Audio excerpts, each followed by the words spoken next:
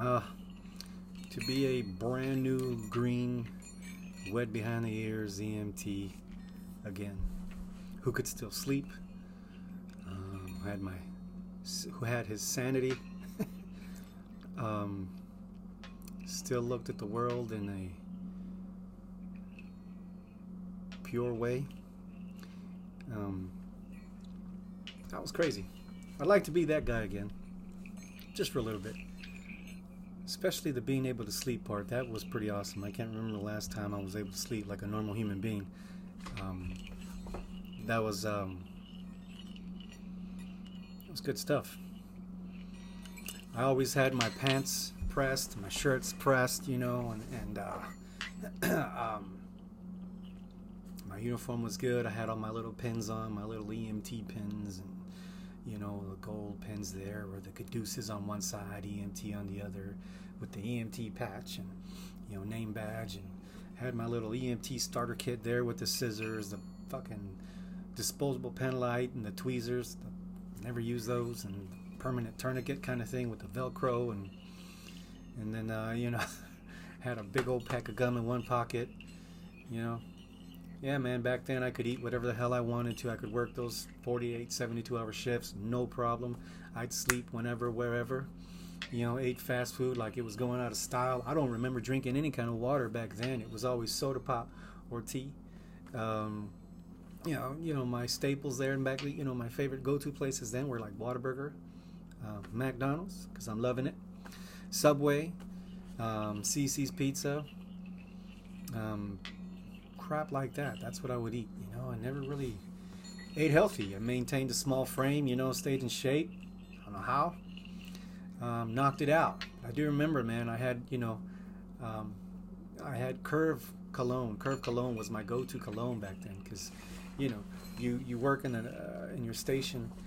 Some of the stations didn't have a shower, so you didn't get to bathe if you're working 2-3 days straight, and I wasn't really familiar with baby wipes as a whole for adults, so you can imagine what 2 or 3 days of no bathing is like when you eat crap and then you go to the restroom. You're gonna have some booty funk, right? So Curve was my go-to, and I used to bathe on that. Just bam, just spray that shit on all over the place. And I think my partners were just I was destroying their nostrils. I'd walk into the ER with a patient, and I'm freshly sprayed with cologne. That's some funny crap. Still look good though. My uniform was pressed, Even as a brand new paramedic, man, I used to live with this one babe, and she used to iron my shirt, my pants, and I had my shoes, my boots shined all the time. They were shiny, I'd spit shine them things all the time, and it's pretty cool. I looked good, smelled good, haircut, shaving all the time. You fast forward to 10 years, like 2008, 2009. I don't even think I tucked in my shirt half the time. You're lucky if I zipped it up or buttoned it up, and my boots were just raggedy. I probably had one shirt or one pant leg hung up on the boot and the other one going the right way, and I smelled like cigarette smoke because I smoke like crazy. Fuck. Yeah. As soon as you get done with the ER thing, dropping the patient off in the ER, and partner cleans up the back of the truck, we'd smoke a cigarette or 3 or 4 before we got back in and went back on the road. And then we'd make the decision to go stop somewhere to pick up something to eat. Wendy's also. And a Coke. Again, man, I don't remember how often, if at all, that I was drinking water. Just pounded down sugary shit. I was in that sad diet. Sad. Standard American diet. One of the deadliest diets in the world. And it's just so prevalent. It's just so easy to pick up fast food with carbs and sugar and salt, and again, a lot of the people that I work with were overweight, very out of shape. I mean, I wasn't very far behind as far as being out of shape and unhealthy, but it'd be nice to go back to those days when I had the health and I could just bounce back from things. I think even then, we'd go out to a bar after work sometimes, and we'd get super drunk, party, and then go to work the next day, no problem. Try doing that now. Oh God, it's like I'm dying. I'm like call a funeral home. I'm done. In the end, what I got, the side effect of being a medic and the side effect of being an EMS for a long time is not as, it's not worth it to me. Lack of sleep, insomnia, nightmares, night terrors, adrenal fatigue. That's a big one, adrenal fatigue. And if you don't know what that is, look it up, because it's very prevalent in our field.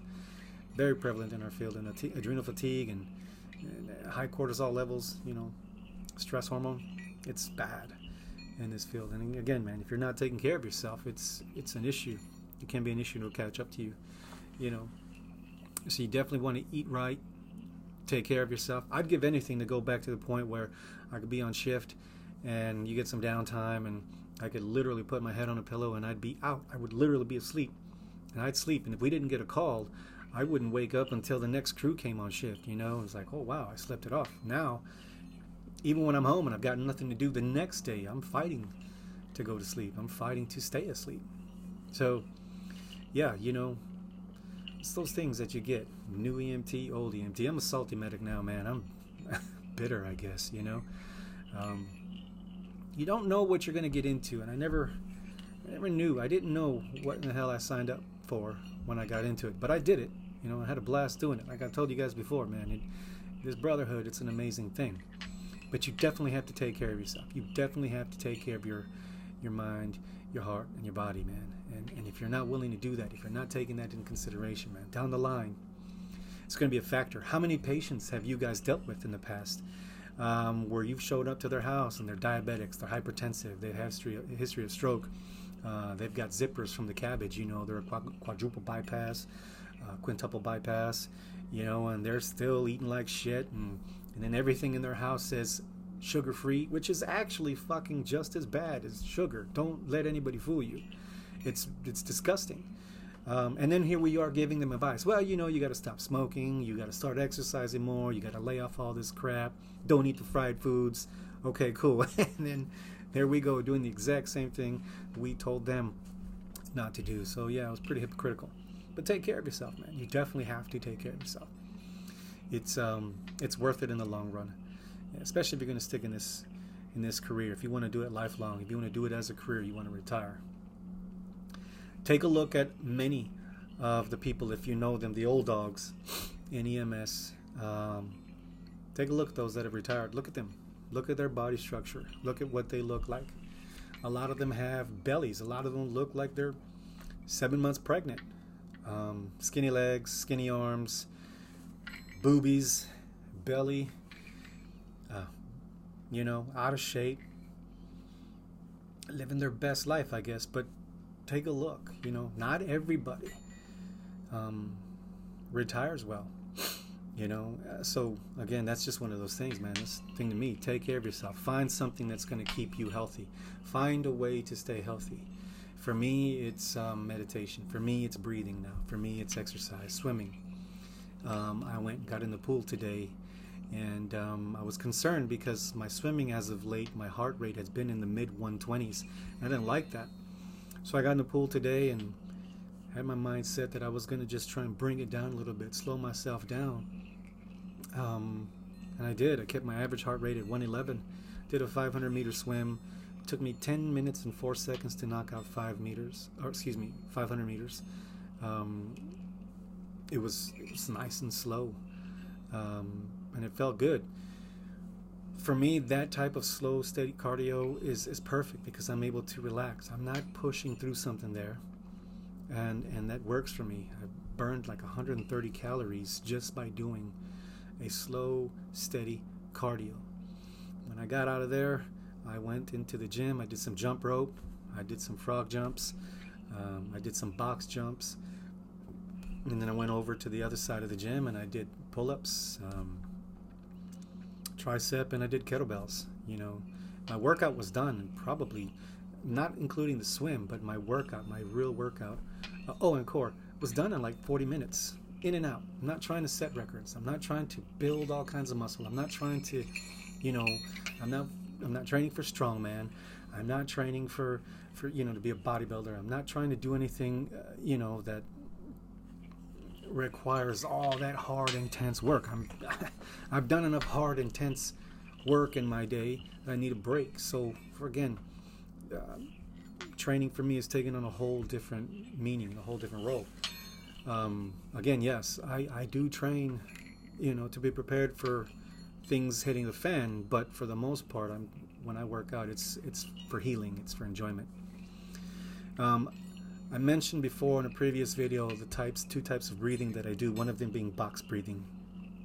Box breathing is great. It works well, and it really causes you to have to focus on your breathing and a time breathing. So for me, box breathing is 5 seconds in, hold for 5 seconds, out for 5 seconds, and then hold for 5 seconds again. Breathe in for 5, hold for 5, out for 5, hold for 5. So it's just like that. Do that for 5 or 6 revolutions, and then relax and see how you feel. That's one of the breathing techniques that I do. The second breathing technique that I do is on the Wim Hof method. That one is pretty awesome. You'll have people that say things about it, negative, this, that, whatever, but it's not like that. There's been tons of research, and the Wim Hof method of breathing for me is even better. I found than just doing the box breathing. It is amazing. A lot of times I swim outdoors in the winter, and in this winter specifically, here in San Antonio, we've had we've had weather temperature down into the low 30s. Wim Hof is the guy that created the breathing method. He's known as the Iceman. Check him out on YouTube, man. Check out some of the stuff he does. This guy does some amazing things. So when I swim outdoors, some of the pools are heated to about 75 degrees. But even at 32 degrees outside, when it's super cold, you feel it. So before I get in the water, I do Wim Hof breathing, and I'll do about 5 minutes worth of that, which is about 4 or 5 revolutions of the breathing. And it warms me up. It really does. It warms me up. So much so that the coldness outside walking around doesn't affect me. When I get into the water, there is no shock to me when I get into the water. It's very relaxing. And then, when I get out of the water and I'm standing in that cold weather, and I just wrap myself with a towel, I just wrap it around my waist, I'm not freezing. I'm not shivering. I'm not having to go from the pool to the hot tub. A couple of people there, they give me a crazy look, like, what are you doing? But it really is awesome. Another thing that I do now is at the end of my showers, I go straight to cold. I like to do lukewarm water. I don't bathe in hot water. I do warm. And then when I'm done with the shower, I turn it just to the cold water, and I'll sit there for about 2-3 minutes in cold water. It really helps out. I suggest you try it. Those are things that I do to help relax and to help stay in shape and to help deal with all the years of stress and just beating the hell out of my body and my mental state that I've done. I don't know. What do you guys do? I'm always looking for ideas, man. If you guys have ideas, if you guys know of things or have tried things that I don't know of that you think I should try, comment. Let me know, guys, because I'm always looking for ways to get better, to heal. So, put it out there. Let me know. But that's just a quick story. The new EMT, old EMT, sleeping all the time, no sleep anymore, no stress, lots of stress, and the after effects, man. Guys, thank you for watching. Appreciate it. Share, share, share, share.